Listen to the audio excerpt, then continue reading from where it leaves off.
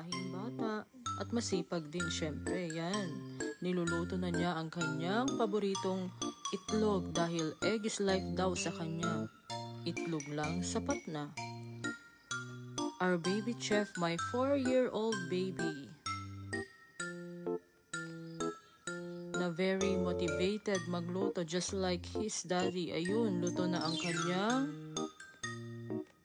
egg dish. At ayun, kakain na nga siya. Takam na takam. Ayun, happy cooking my dear. Satisfied ayun, mainit pa daw. Happy baby.